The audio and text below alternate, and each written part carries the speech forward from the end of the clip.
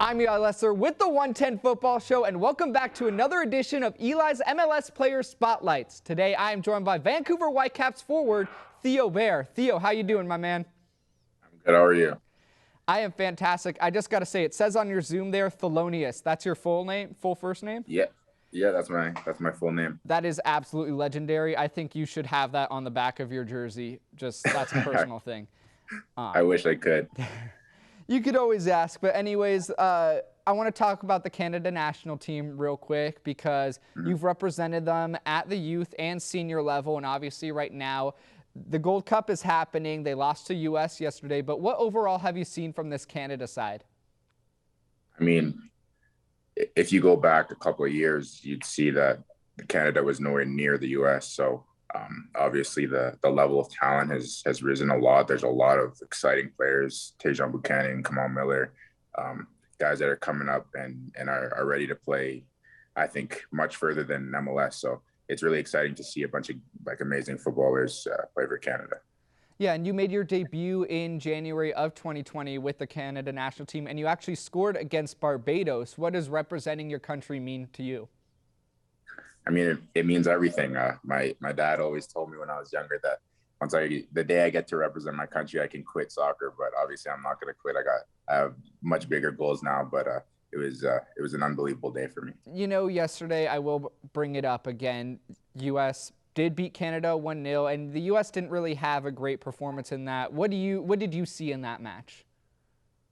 I mean, I saw a Canadian side that I think deserved a little bit more than they got. They dominated, I think, the majority of the match and had a relatively good game. Just that execution was a little bit off, but that shows the quality of the U.S. as well. Even with having a slight off day, they still managed to pull out the win. So I think Canada has to do a little bit more, but I still think that they played very well. And what do you think you need to do as a player to maybe get back to that senior national team? I mean, it's about playing time. Getting on the pitch as often as possible and being efficient with the time that I get. Speaking about efficiency, in 2019, you signed with the Whitecaps and you made your debut, and your first goal, which was against the Portland Timbers, was an absolute worldie. And I just want you to take me back to that moment. Did you know it was going to go in? Like, what were you thinking during that play? I have a bit of a story, but it's short. But at the time, Zach McMath was on our team. He now plays for Salt Lake. But before we got to that game, we're on the flight to Portland, and we were watching. I don't know if you remember Okonkwo, who played for Montreal. Yeah. He scored a similar-ish goal where he had his back to net and he just kind of shot and it went top bins as well. So we're watching that goal together, and he goes, "You know what, Theo?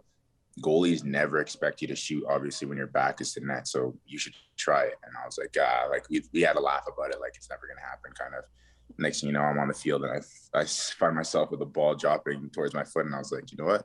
Might as well hit this and see what happens. And then as it left my foot, I was like, if the goalie is not in the right position, this is going in. And once it went in, honestly, it was a bit of a blur. I don't even remember. All I remember is standing in front of the Whitecaps fans corner and having everyone screaming my name, which was an unbelievable feeling. It was my favorite goal of the season personally, and there were some great ones. Obviously, Zlatan was in the league at the time, and that was even Zlatan-esque in a way. I'm just wondering, as a striker, were there any forwards that you looked up to growing up? Yeah, Zlatan being one of them, but my big one is Thierry Henry. I wear number 14 because of him. He's basically my idol. I actually got to speak to him when he was coaching Montreal briefly, and it was a very exciting moment for me. Now on to the Vancouver Whitecaps this season. Unfortunately, you guys have been playing all your home matches so far at Salt Lake City and not at BC Place. Do you think that has affected the team at all this season? I mean, we don't want to make excuses, but I think it would affect any team. It's a bit of a frustrating thing to do, even when we have a home game and we're playing against, for example, like Galaxy. There's more fans to come see Chicharito than there are for us. So we don't have that 12th man factor. We don't benefit from having the home stadium. So it's a little bit frustrating, but I think that we're starting to manage it a bit better, and that now that we get to finally make our way home is going to be exciting for us, and hopefully a new chapter to the season. And besides playing in front of the home fans, what is the thing you miss most about being in Vancouver? I mean, our facility is unbelievable, and we have 2 perfect grass pitches. We have a really nice change room. Everything is kind of set up for us to succeed there. So I think that's partially what I miss the most. I also miss the food in Vancouver, if I'm honest. I want to eat sushi again, and proper sushi, and yeah, I miss home a lot. What is Vancouver cuisine? I've never actually been up there. It's very Asian based. There's Thai, there's Japanese, there's Chinese, honestly, there's a wide variety of everything. There's Italian as well. It's a great place, a great food hub. Yeah, did you ever do the Granville Grouse Grind? Or the Yeah, Grouse I've Grind? done it many times. Fun fact about that, when I was in the academy, our second day every single year would be doing the Grouse Grind, and we'd have to do it under like 45 minutes or something like that. So you're basically sprinting up the Grouse Grind, and it's not easy. Who is your biggest competitor in that? See, I'm not a big distance guy, so my biggest competitor was myself. Catch my own lungs, honestly. But there's a guy named Fraser Poulter that every single time, for some reason, he'd run it in like 30 minutes, and he would run the whole way, and it seemed practically impossible, but he was really good at it.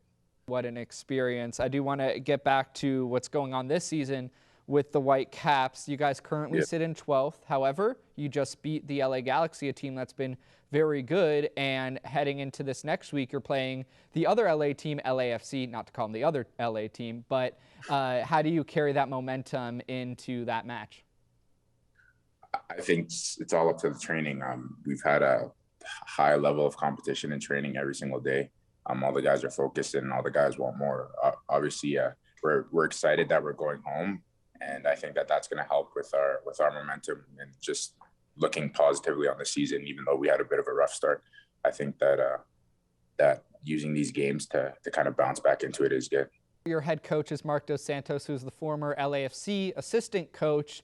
Do you feel anything different around him in preparation for this match against his former team? Not even slightly. He's a businessman, so he knows that he has to stay focused on his task, just like all his players will. And I don't think he's thinking about anything like that. He just wants to win the game. Now, last, before I let you go, how do you feel like you can contribute going forward for this Whitecaps team that's hopefully going to rise up the table a little bit?